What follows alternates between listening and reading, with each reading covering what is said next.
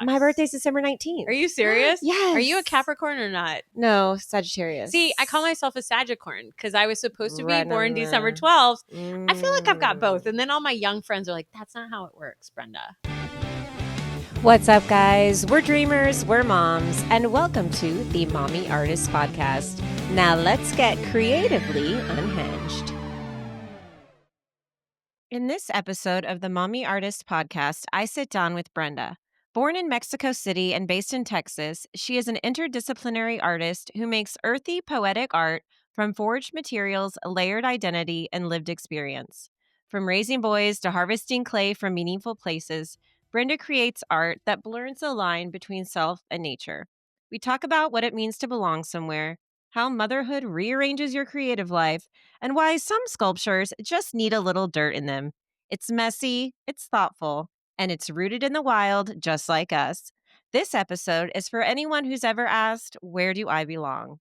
I do want to just start by welcoming you here to the Mommy Artist Studio. Your artist statement, it's beautiful. Thank you so much. Yes. No, I appreciate it. And like, I feel like on your Instagram, you're even like, you say you're an artist, a potter, and sometimes poet. Yeah. No, you can't. Yeah. I mean, it's funny actually, because writing is kind of where I started creatively.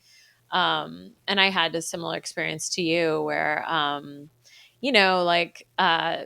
know if you ever had this experience, but like I have a sibling and my mom always kind of said, well, she's the artistic one, you're the writer kind of, and so I was always like, well, I'm not an artist, I'm just a writer. And that's where I poured all of my kind of creative effort into. And then eventually, and we can get into that. Kind of had a similar experience to you, like a little bit later in life. That's so cool. Yeah. And I feel like it's a universal experience now that I'm talking to people. A lot of people go through this kind of later in life kind of creative awakening. And I just really think it has to do a lot with me, with confidence. Totally. And I think, you commonly kind of hear that at that point in life, especially like around the 40s, because it was the same for me, late 30s, 40s, you start to let go of other people's expectations of you or other people's definition of you. Exactly. And you start to really dive in and say like, okay, what do I want for myself actually? Like when I'm honest. And so if you're brave enough, I guess, to jump into that or allow yourself to engage with it genuinely, I mean, like the sky's the limit. I know. And it seems so easy to say and just so like something I've heard before kind of, and I've never really leaned into it, but truly once you do, it's like all the better. I was going to have you read your artist statement. Oh, okay. It's so beautiful. Would you want to do that? Sure. Yeah, okay, for sure. Printed it out. All right. I'm an interdisciplinary artist born in Mexico City and based in Texas. Displacement and migration have fundamentally shaped my perspective, rooted in both indigenous Mesoamerican craft and European art historical traditions of landscape, still life, and portraiture. My practice, like me, exists in the in-between of two identities forced to coexist. In my work, I seek to understand how our identities are informed by our connections and disconnections to place. My current work revolves around material and site specificity. I forage wild clay and minerals from places with personal meaning to create ceramic sculpture and paintings. I do this to steward ancient craft, but also to complicate concepts like landscape, borders, or ownership. The resulting objects are hybrids, souvenir talismans which conjure associations to specific places, making intangible connections manifest. Through these intentional engagements with memory and the natural world, I blur the line between the self and nature, allowing displaced plants and landscapes to become protagonists with complex histories, cultures, and attachments from which we can probe complex truths. I love that. That is so beautiful. Thank you. I love that. That is so beautiful. Don't you think that's beautiful? Oh my gosh. Thank you. I just like when I was reading it, for the first time a couple days ago or weeks ago or whatever, I was just like, there's just so many lines that are just so like beautiful. I loved it. And I'm just, I don't know. I just feel so grateful that you are here with me. I feel like I'm not worthy of like all of your, and you're like you're a published writer. Yeah. And like many times over. And I'm like, you're amazing. Thank you. So thank you for coming and taking the time. Let's see. We will jump right in. You were born in Mexico City. Yep. Tell me about that and how long you lived there. So my whole family's from Mexico Okay. originally, and was there until I was about 4 years old. Okay. And then my family immigrated to the US, which was obviously a huge transition and change in our lives. Obviously, it's a little different when you're a child, but I mean, I spoke Spanish fluently, and I felt like I had a really kind of deep, embedded connection with the culture. Mm-hmm. And that's something that my parents kind of fostered in me growing up as well. But, definitely, I think it was the beginning, I guess, of this searching, Mm-hmm. because I think when you're small and you experience something like Mm-hmm. that, there's something that stays with you inside of you, that kind of a rupture, that says like, oh, I belong here, but I don't belong here. And actually, what is my background? What is my culture? Who am I? Right. And so that's really been kind of one of the seeds of my practice Mm-hmm. creatively, Mm-hmm. is exploring this idea of movement, migration, displacement, how that affects us, and actually how we define ourselves Mm-hmm. really by the places that we have contact and connection with. That's so beautiful. Oh. I swear, every time you speak, I'm just like wowed by the beauty. But no, that's amazing. But I even feel like coming from, I remember being in elementary school and having like the two bilingual classes, and they were like on their own kind of, and even like not really, not exclusion, but maybe, and I was just like kind of unaware of it. Yeah. And I just remember that growing up, and just living in Houston, just I don't know. So I'm sure for Well, and I think and we're, similar ages. I'm mhm, 44. I'll mhm. be 45 this year. So we grew up around Yes, the same same. time. Mhm, And I feel like, culturally, there's been a huge shift since then in terms of just acceptance, mhm, openness to multiculturalism, to bilingualism, or, speaking multiple languages. I mean, I mhm. feel like in Europe, they're kind of ahead in that regard, Oh because people yes, are, exposed I to think and so too. interact with so many languages. But Mhm, like, definitely growing up, there was this feeling, so interesting to like kind of show up and be like, my mom put me like in ESL classes one summer, and then it was just like sink or swim in kindergarten. oh my And I gosh. remember like meeting this little kid named Lucas, and I couldn't say the Pledge of Allegiance. Like, I didn't know what it was, or like, Right. and he was like, I'll teach you. And then we just became best Oh my friends. gosh, And that's like, sweet. I mean, you have these Thank you, interactions. Lucas, if Yeah, Lucas I is know. Yeah, listening. thank you, Lucas. But I mean, truly, it's one of these things where it's like you have these kind of Mhm, experiences, and knowing what it feels like. I mean, I don't feel like I have an accent anymore. And a lot of people will say things like, oh, well, you don't sound like an immigrant, or you don't sound like you're from somewhere else. But right. I know what it's like to experience that and not know how you fit in somewhere. And Mhm, so there's like a compassion and a beauty and an empathy that comes with that, mhm, that has encouraged me to be open to the world and curious about people who feel mhm, different, and mhm. always like welcome that. So Yes. yeah, and I think it's so important, right? Because like, what makes life interesting if not Mhm, variety, mhm. right? Different perspectives. And learning from each other, taking from, Exactly.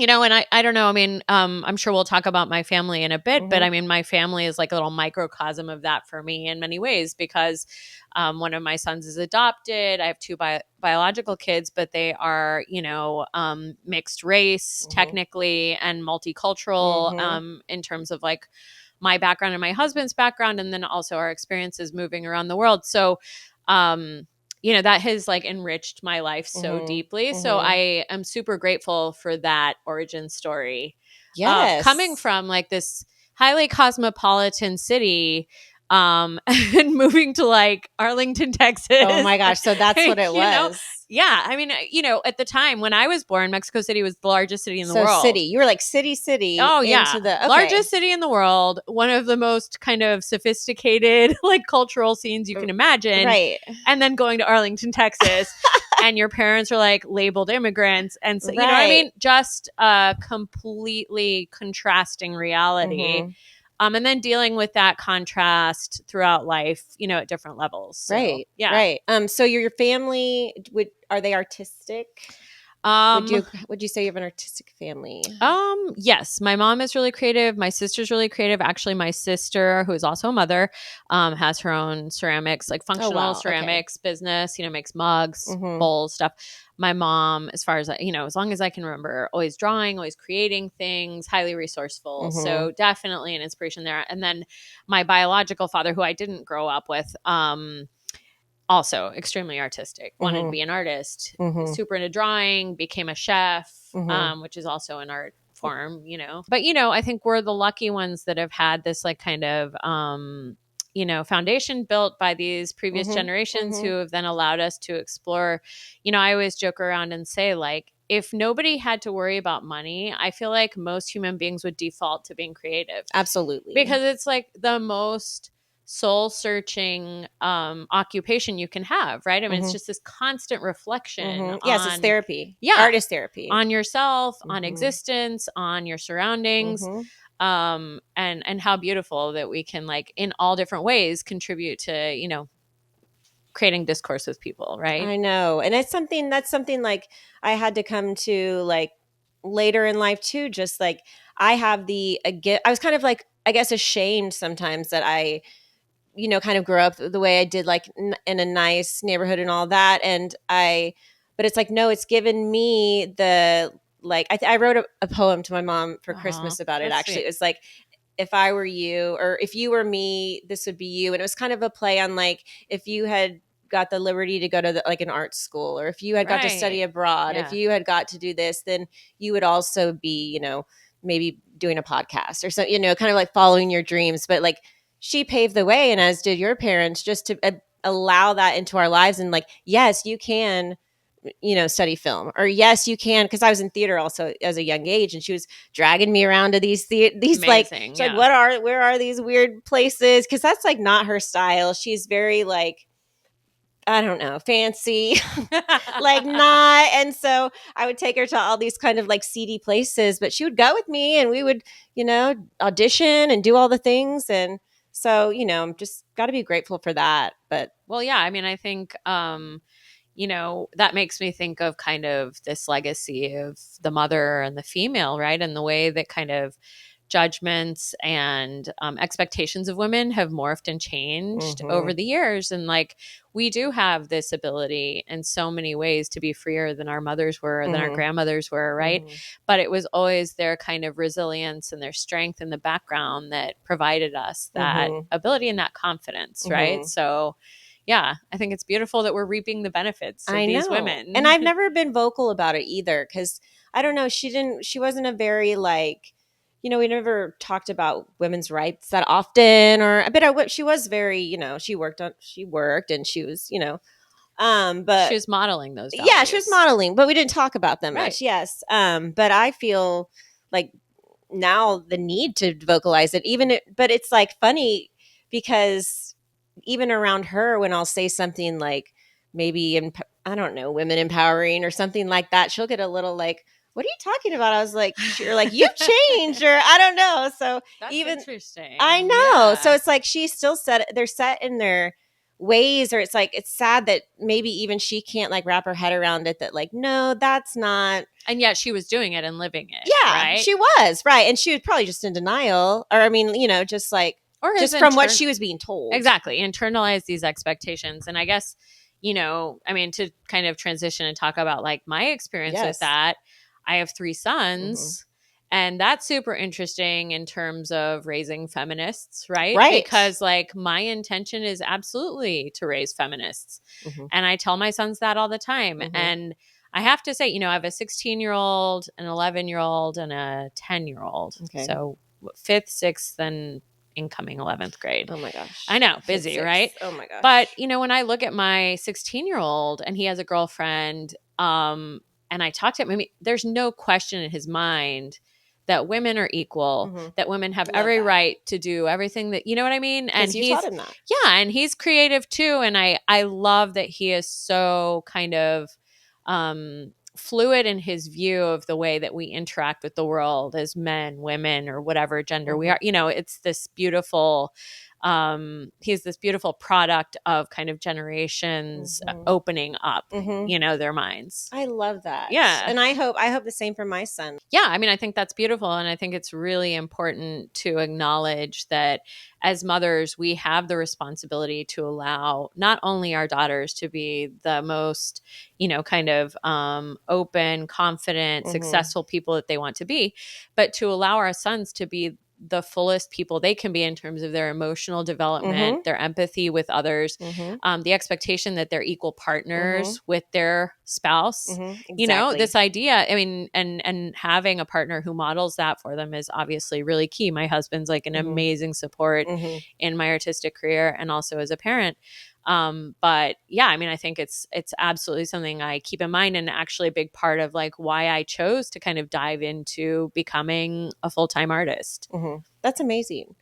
So I'm at a point now. I mean, I guess I've been working as a full-time artist for like 7 or 8 years. And I'm finally at a point where I'm starting to like trust the process, right? Where I'm not like desperately seeking every opportunity out. I'm being more selective. That's great. But I'm also like, taking risks and engaging with things that are maybe outside of my comfort zone, things I've never done before, wanting to connect with people that are also on that same kind of energy level of like wanting to do things that scare them a little bit. Yes. Right? Yes, exactly. And that's never been me. I've been so afraid of the world.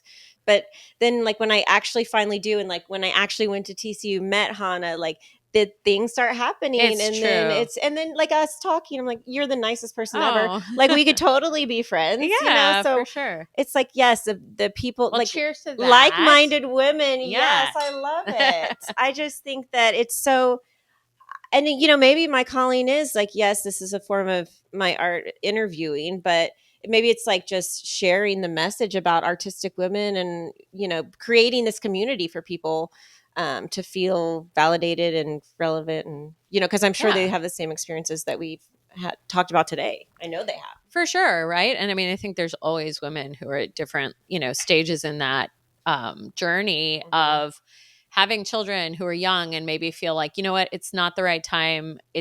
I'm too busy. There's too much, my kids, etc. But actually, I mean, there's never a good time. Right. It's always going to be chaos when you're a mom. You're always juggling 20,000 things. And like, as people say, if you need something done, give it to the busiest person in the room, right? Gosh, because as a mother, you have to be highly efficient and highly decisive with your time. And so, I don't know. I think it's been like a superpower actually being a mother. Has your husband had to take on more responsibility like at home? Oh, for sure. Yeah. And there was this period at the beginning where I was like, oh man, like, I mean, he's super capable. Don't get me wrong. Right. Cooks, cleans, all these things. But there was a dynamic that had been established. I mean, you're a stay-at-home mom for 10 years. The expectation is this is getting done on your watch, Exactly. And so there was this kind of like moment where we had to transition and start to divide responsibilities differently. And I have to tell you, it's like one of the best things that's happened to my family because my sons are now seeing a truly equal partner. I love that. And I'm contributing to our income. True. They're seeing me pursue something that I'm passionate about. My time is not like selflessly devoted to them entirely, which I think can sometimes become problematic, right? Because like you don't, as a mother, like you don't want to end up when they're graduating high school being like, who am I? Right. Like I have no idea who I am anymore because I've defined myself entirely by my kids. Yes. Like I definitely want them to find me a little bit, right? Yes. But you don't, and waiting that long would be the shame because like now I feel like I hadn't waited until my kids went to college. Yeah. I'm glad I started, kindergarten was like both in kindergarten. That's when I can do it. Yeah, I mean, I think that's great, and you've got so much life ahead of you. And same, like, I don't feel like I'll look back and have these regrets. Right. Okay, I have a question about your boys. What do they think of your art? It's funny. They all have different interest levels. My oldest son is very artistic himself. So I think he engages with it on a more conceptual level. I think they all like it and find it interesting. When I was primarily a painter, I painted them a lot. which I think made them feel super Yes, special. absolutely. I've had some really amazing projects that have allowed me to kind of showcase this wonderful, because I think your art is so affected by what's happening in your life, right? And so how, as a mother, can you like completely eliminate that, right? So to showcase this relationship with my children, but in a way that is, kind of conceptually seamless with the things I'm going to talk about, right? I'm going to talk about how we define ourselves through different connections to the natural world and to the places that we come from or interact with. And so like I did this giant mural, I think it was 2 years ago for the Amon Carter Museum of Art that was actually a collaboration with a middle school.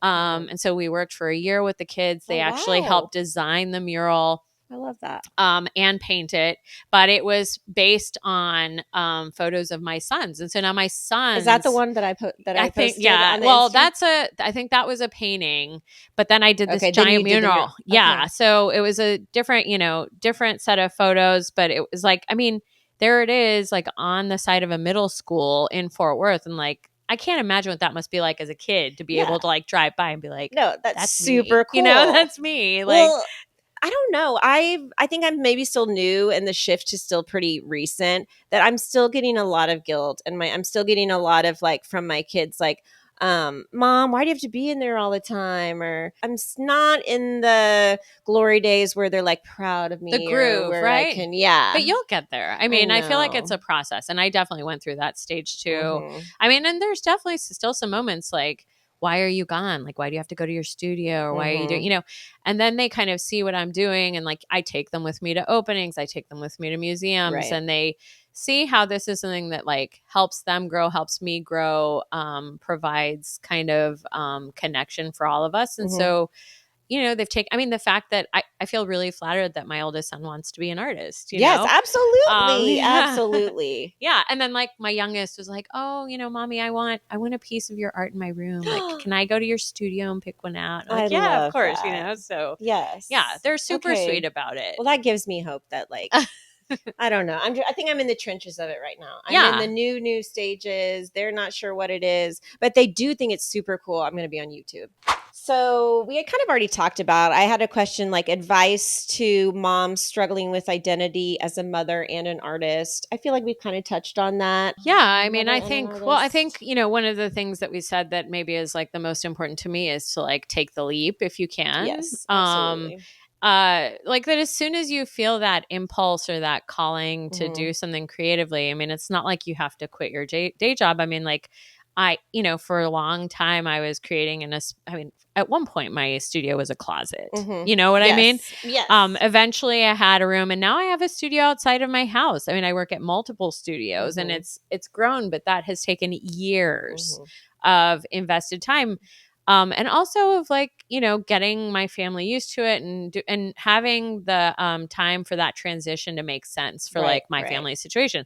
But I think if you feel that calling, then you should start creating, and don't hesitate, and reach out to your community, see where you can show your art, because truly getting your artwork out there and having it validated by your community, it's one of the most like confidence building exercises you can do.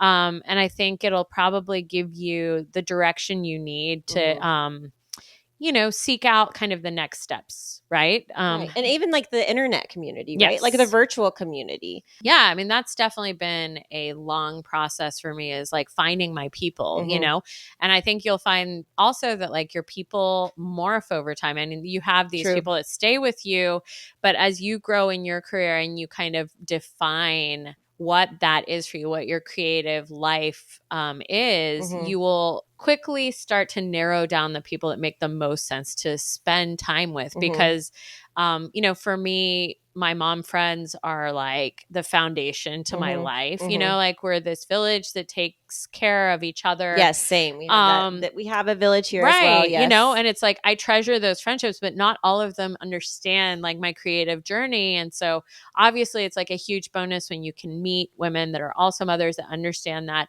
But it just, I think it takes time, and I think it takes putting yourself out there in places that feed your practice, because if those things don't line up, I think what you'll find is like you're butting your head against like, wait, but they're not interested in the same things I Right. am. Or like, why am I here? Like, I can't talk to this person. Or Right. yeah. It's like you can't have butterfly conversations with caterpillar people. Exactly. Right. That my right. therapist told me That's that a line. good It's like my one. favorite line. That's And really it's good. so true. Yeah. Or another one is like the more you try to explain your I'm just going to stop here because I don't remember what it was. Yeah.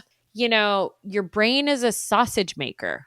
What you put in is going to come out. So if you're feeding yourself the Gilmore Girls, or if you're feeding yourself caterpillar conversations instead of butterfly conversations, that's what's going to come out in your artwork. That's what's going to come out in the things you produce and in the things that you make. And I mean, as a visual artist, that's maybe a little bit more tangible, right? Because like, I don't need to be painting about the Kardashians. True. Personally. But no judgment to somebody else. Anyone who is. That's right. Love that for them. But you know what I mean? Like, even as an actor, right? Like, it puts you in a different headspace. And so finding people that have synergy with your creative interests, with the ideas behind what you do, with what feeds your creative practice is like fundamental.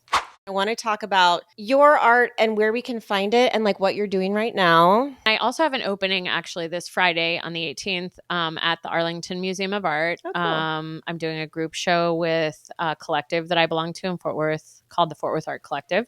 So it's a group of about 20 artists showing their work there, which is really exciting to be a part of a show in a regional museum. And it's a huge milestone for me in my career. Well, so congratulations. Thank you so much. Yay. But it's been an extremely eventful year for me. I do sell work on my website and I have a studio where I always welcome people to come visit and check out what I'm doing. But really, like Fort Worth. Fort Worth, that's right. Yeah, in Fort Worth, in downtown Fort Worth.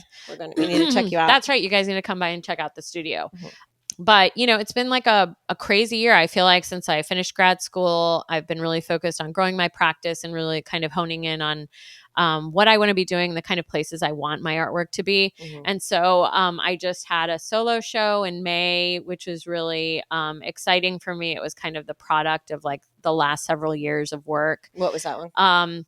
So this was called The Colors of the Days. Oh, yes. I've and seen it on your socials. Yeah. Or your website. Instagram. Yeah, that's right. And it was a really personal show. It was kind of about dealing with these ideas of displacement and memory, right? So memories between when I was growing up in Mexico, moved to the US, and reconciling those ideas of the self, between those places. So it included painting, it included sculpture, ceramic sculpture, which is primarily what I'm focused on right now.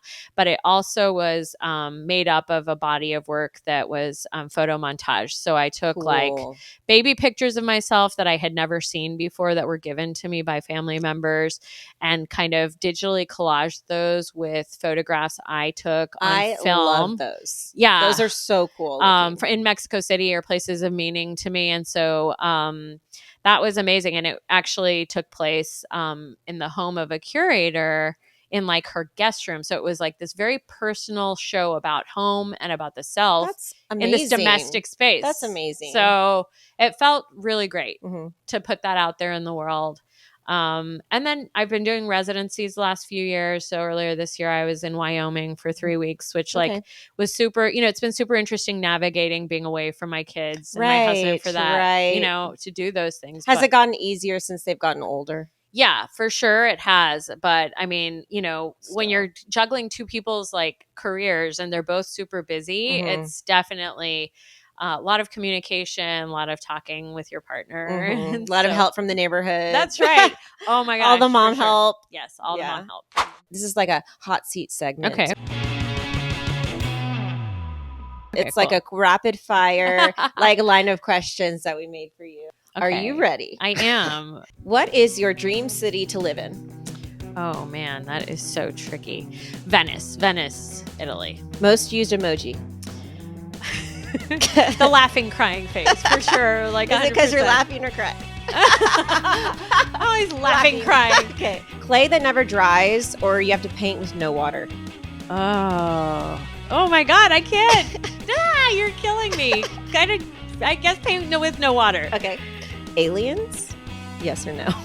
Yes, for sure. Absolutely. 100%. Yeah. I mean, come on. You're not allowed to be on the show if you don't. Yeah, for God's sake. Okay. Always have glitter on your hands or goldfish crumbs in your bed.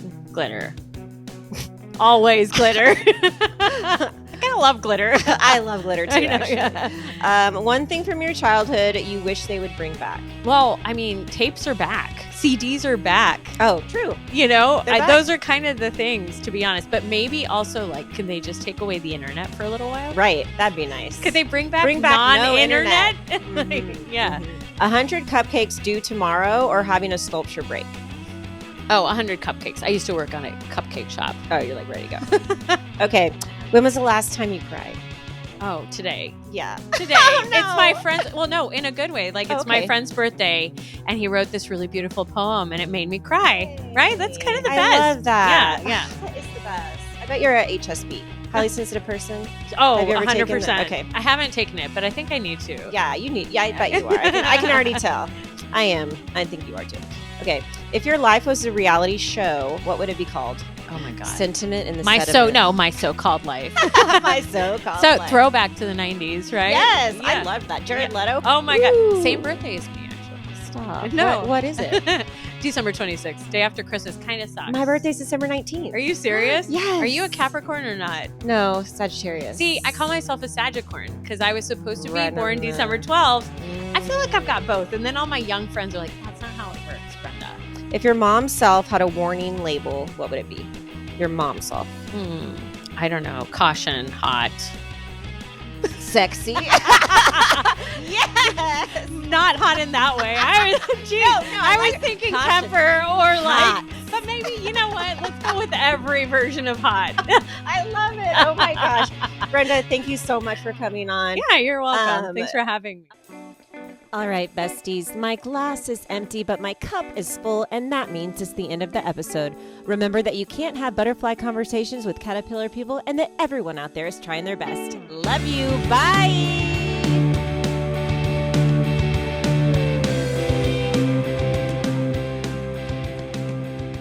You can find the Mommy Artist podcast on YouTube to watch the full video. Give it a like, hit subscribe, and come back next week for more iconic chaos and creative magic.